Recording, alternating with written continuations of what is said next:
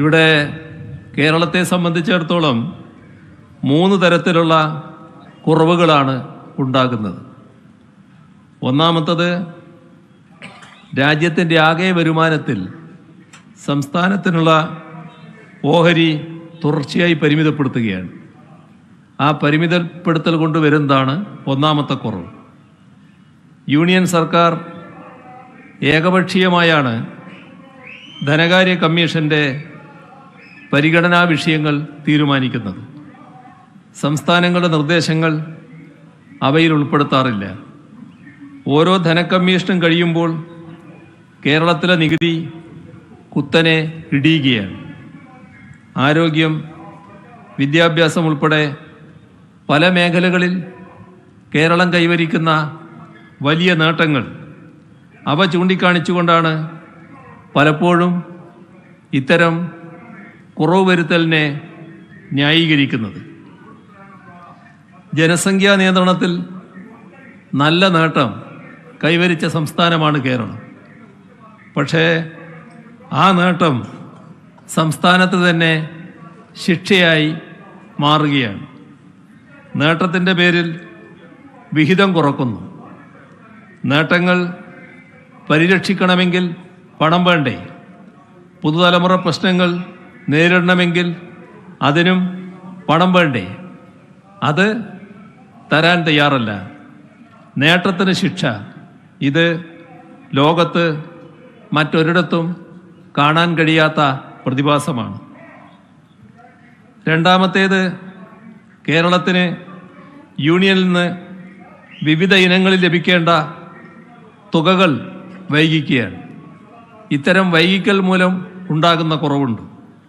ഇന്നത്തെ നിലക്ക് യൂണിയനിൽ നിന്ന് കേരളത്തിന് ലഭിക്കാനുള്ള തുകകൾ: UGC ശമ്പള പരിഷ്കരണം 750 കോടി രൂപ, തദ്ദേശ സ്ഥാപനങ്ങൾക്കുള്ള വികസന ഗ്രാന്റ് 1921 കോടി രൂപ, നെല്ല് സംഭരണം ഉൾപ്പെടെ ഭക്ഷ്യസുരക്ഷാ പദ്ധതിയുമായി ബന്ധപ്പെട്ടത് 1100 കോടി രൂപ, വിവിധ ദുരിതാശ്വാസങ്ങൾക്കുള്ളത് 139 കോടി രൂപ, സ്റ്റേറ്റ് ഡിസാസ്റ്റർ മിറ്റിഗേഷൻ ഫണ്ട് 69 കോടി രൂപ, capital investment special assistance CAPEX എന്ന ചുരുക്കപ്പേരിൽ അറിയപ്പെടുന്ന 3000 കോടി രൂപ.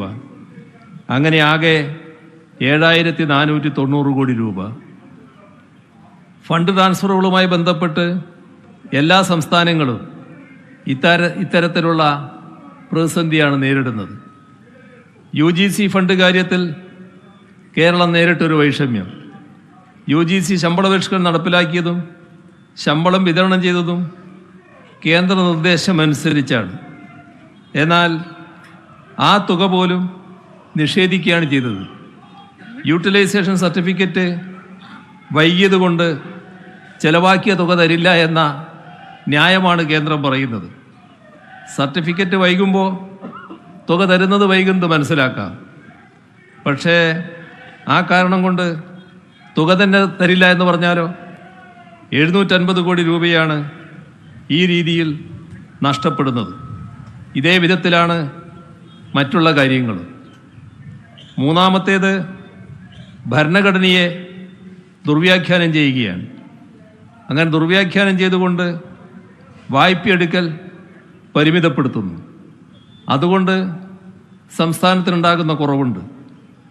കിഫ്ബിയും KSSPL-ഉം രൂപീകരിക്കപ്പെട്ടത് സംസ്ഥാനത്തിൻ്റെ വികസനക്ഷേമ ഇടപെടലുകൾ കാര്യക്ഷമമാക്കാനാണ്. ബജറ്റിന് പുറത്തുള്ളതാണ് ഈ സ്ഥാപനങ്ങൾ എടുക്കുന്ന കടങ്ങൾ.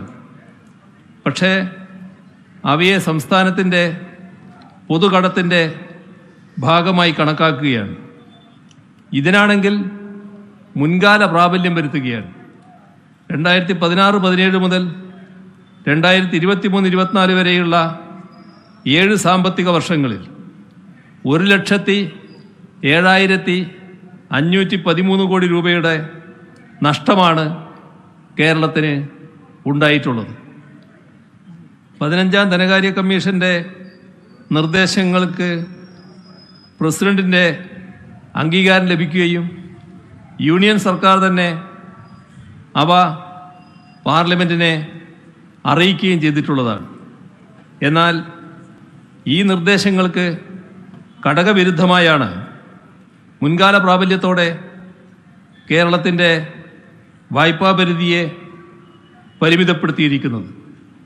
ചുരുക്കത്തിൽ യൂണിയൻ സർക്കാർ പാർലമെൻറ്റ് നൽകിയിട്ടുള്ള ഉറപ്പിനെ തന്നെ ലംഘിക്കുകയാണ്. നമുക്കറിയാം, പല കാര്യങ്ങളിലും നല്ല പ്രകടനം കേരളം കാഴ്ചവെക്കുന്നുണ്ട്. ആ കേരളത്തിനെതിരെ പ്രത്യേക രീതിയിലുള്ള സാമ്പത്തിക ഉപരോധം ഏർപ്പെടുത്തുന്ന നിലയാണ് ബോധപൂർവം കേന്ദ്ര ഗവൺമെൻറ് ഭാഗത്ത് നിന്നുണ്ടാകുന്നത്. യൂണിയൻ സർക്കാർ പിന്തുടരുന്ന രാഷ്ട്രീയ സാമ്പത്തിക നയങ്ങൾ അതേ രീതിയിൽ പിന്തുടരാത്ത ഒരു സംസ്ഥാനമാണ് കേരളം. ആ കാരണം വെച്ച് കേരളത്തെ അവഗണിക്കുന്നുവെന്നാണ് ബഹുജനങ്ങൾ കണക്കാക്കുന്നത്. തീർത്തും ജനാധിപത്യ വിരുദ്ധമായ സമീപനമാണ് ഇത്. സംസ്ഥാനത്തെ ജനങ്ങൾ തള്ളിക്കളഞ്ഞ, ജനങ്ങളാൽ തിരസ്കരിക്കപ്പെട്ട നയങ്ങൾ സംസ്ഥാനങ്ങൾക്കുമേൽ അടിച്ചേൽപ്പിക്കാനാണ് യൂണിയൻ സർക്കാർ ശ്രമിക്കുന്നത്.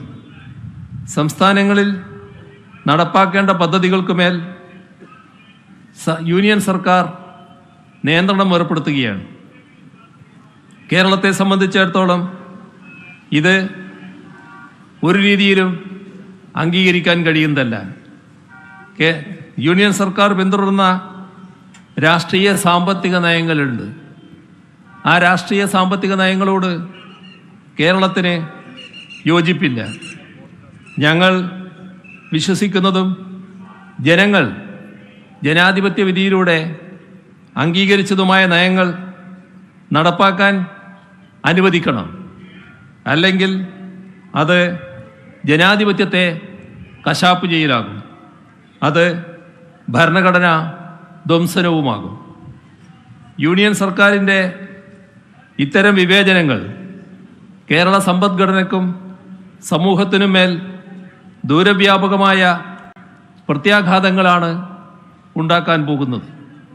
കേരളത്തിൻ്റെ ഇപ്പോഴത്തെ GSDP ഏതാണ്ട് 11 ലക്ഷം കോടി രൂപയാണ്.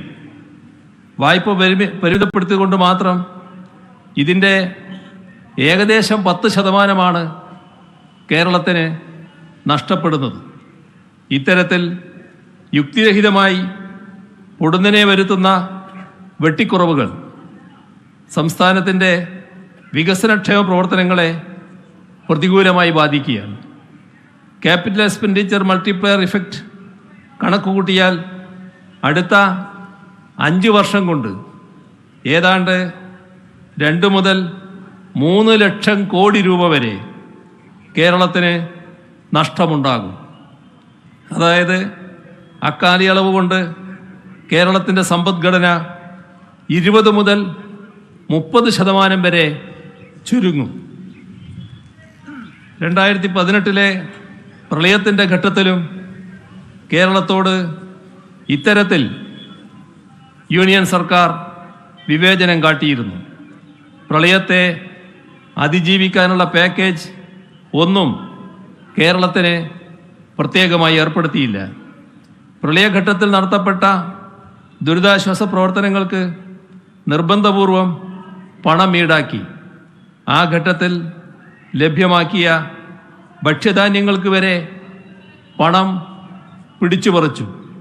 ഇത്തരം ദുരന്തങ്ങൾ അടിക്കടി ഉണ്ടാകുന്നതുകൊണ്ട് കേരളത്തിലൊരു കാലാവസ്ഥാ ഗവേഷണ കേന്ദ്രം ഏർപ്പെടുത്തണമെന്ന് കേരളം ആവശ്യപ്പെട്ടു. പക്ഷേ അതും യൂണിയൻ ഗവൺമെൻറ് നിഷേധിച്ചു. പ്രളയഘട്ടത്തിൽ കേരളത്തിന് സഹായം ലഭ്യമാക്കാനായി പല വിദേശ രാജ്യങ്ങളും സ്വമേധയാ മുന്നോട്ട് വന്നു. പക്ഷേ അവ സ്വീകരിക്കുന്നതിൽ നിന്ന് കേരളത്തെ വിലക്കി. കേരളത്തിലെ സഹോദരങ്ങൾ പ്രവാസികളായി വിവിധ രാജ്യങ്ങളിലുണ്ട്. അവർ അവിടുന്ന് സംഭാവന നൽകാൻ തയ്യാറാണ്. ഏതെങ്കിലും മന്ത്രിമാരാരെങ്കിലും വന്നാൽ നന്നാകുമെന്ന് പറഞ്ഞതിൻ്റെ ഭാഗമായി അവരെ പോയി കാണുന്നതിന് കേരളത്തിൽ തീരുമാനമെടുത്തു. പക്ഷേ കേരളത്തിൻ്റെ മന്ത്രിമാരെ യൂണിയൻ സർക്കാർ വിലക്കുന്ന നിലയാണ് എടുത്തത്. എത്ര മനുഷ്യത്വരഹിതമായ രീതിയിലാണ് കേന്ദ്ര ഗവൺമെൻറ്റിൻ്റെ സമീപനമെന്താണ് ഇത് കാണിക്കുന്നത്. ഇപ്പോൾ